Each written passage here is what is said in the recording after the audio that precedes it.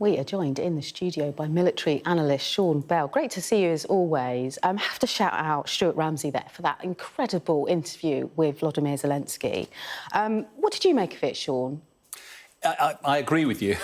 I mean, I've listened to it several times this morning, and each time it's what isn't said and the stuff between the lines that really jumps out at me. I mean, what's fascinating is that it wasn't that many weeks ago when Vladimir Zelenskyy was talking about his victory plan, yet here he is now talking honestly and openly about hinting at some sort of potential form of negotiation and some sort of ceasefire. I think was particularly struck about territory, because as a military guy, how are you going to get the territory back? He was less focused on that, much more focused on the people. He said, you know, what makes Ukraine isn't the territory, it's its people. We have to find a way to navigate a peaceful, secure secure their sovereignty. And I think that's the big issue. He talked about 300 years they've been fighting Russia, and therefore, and he quoted the Budapest Memo of 1994. It's not time for a history lesson, but the fact is that America, the UK and Russia all guaranteed the security of the Ukraine as long as they gave up its nuclear weapons. 20 years later, those words meant nothing. So Volodymyr Zelenskyy wants to know what that looks like. If we look at the maps from today,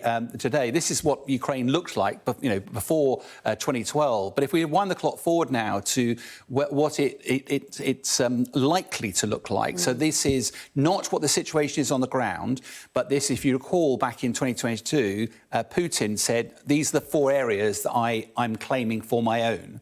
So, and they effectively form a land bridge, and it's very unlikely, I suspect, that Putin will agree to any form of ceasefire or peace deal unless he owns those 4. And he doesn't have all of it yet, but he has most of them. Part of it's because he wants a land bridge down to Crimea, which at the moment, the only way to guarantee access to Crimea is across a bridge down the south there, which would be very, very vulnerable. So I suspect, whilst territory isn't the main issue here, we're going to have a lot of discussions around this over the coming weeks if this is the basis of a negotiated settlement. So we found out what you think about the interview, what I think about the interview. What do you think President Putin would have thought about that interview with Stuart Ramsay?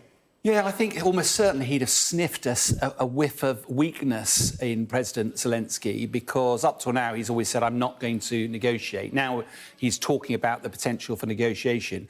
I think part of the issue as well is Russia's on the front foot. President Putin's forces are moving forward on the front line. And if you were winning, why would you stop? Why would you have the conversation? But I think it's worth remembering that President Putin, seen here, whilst he is winning on the battlefield, he's got massive challenges on the economy. He's suffering through the number of casualties that they're striking as well. And he also needs an off-ramp, some way to get out of this war.